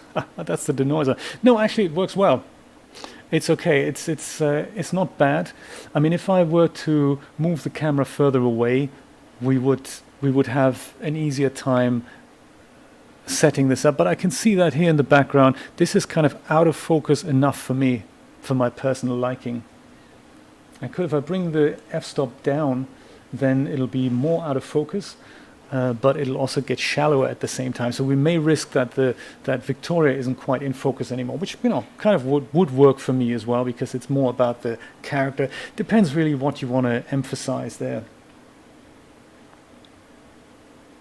That's the one, exactly, Dreamlab. D in depth of field stands for denoiser. That's right. 100 points for you. So I think I'm going to go with what I had before here, perhaps something like 30,000, something like that. 30, yeah, something like that. I think that's what I'm going to do. Let me go save that scene, and let me go render this out, and then I'll post it together with the other scene that I had earlier to Renderosity. Actually, there is one other thing. There's one other thing that I'd like to do, and that's just to get a little bit of stray lighting out of the scene. So I think I'm going to move the whole framing just further over to the right a little bit. There's just to put that guy, just basically to get rid of the wall here. I'm going to get rid of a bit of wall here, bring more of these lights in. That'll introduce some more stray lighting. So something like that.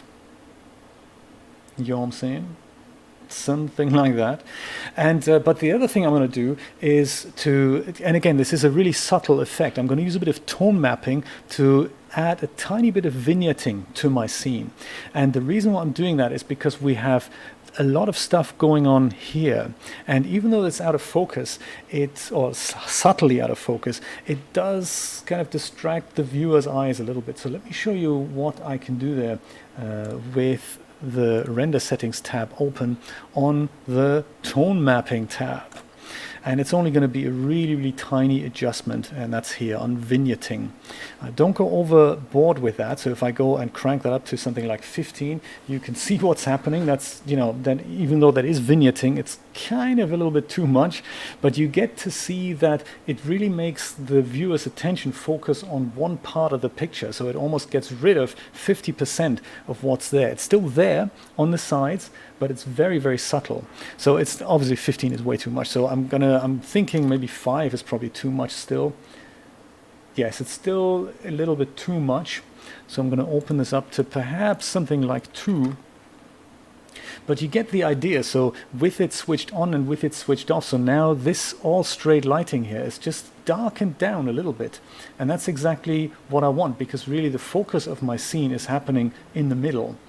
So, no matter which way you adjust that focus to, the focus is literally on the two people rather than on stray lighting. So it's subtle, the effect.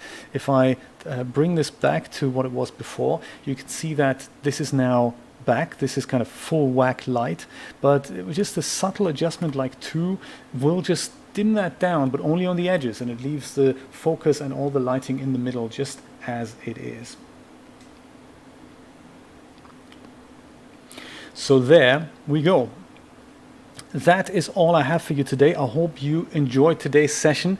Once again, I'm going to go and save. I'm going to post this scene file that I've created here on my Patreon account together with last week's scene file of how to do the sunset. That's very exciting stuff. So if you want to examine any of the parameters that I've fiddled with and that you couldn't quite remember, download that file and just have a little look and see what's going down.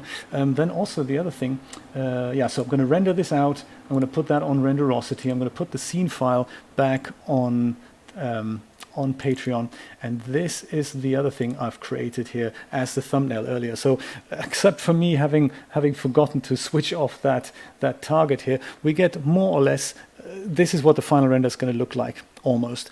So depth of field, subtle, a tiny bit of vignetting applied.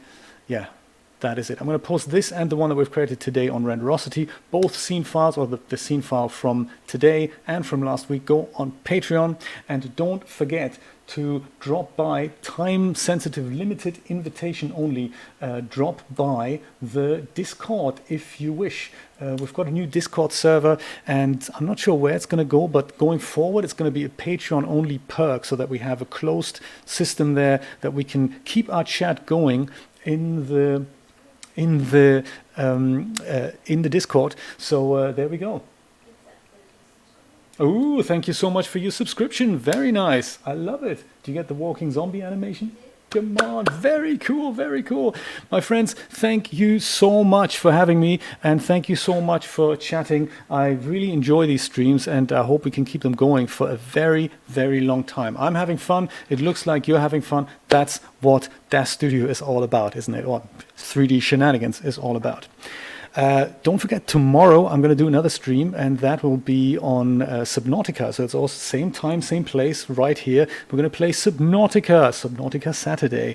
I'm not sure what we're going to expect in the game, but it's literally just hang out while watching some funky visuals, and let's talk about anything. I think last time we had a good connection going about nutrition, as well as graphics cards, as well as whatever else we decide to talk about. So it's literally hang time, and ask questions.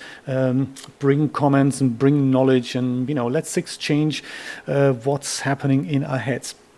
My friends, thank you so much. Thank you so much for your donations. I will see you tomorrow, 4 o'clock Eastern Standard Time. Bye-bye.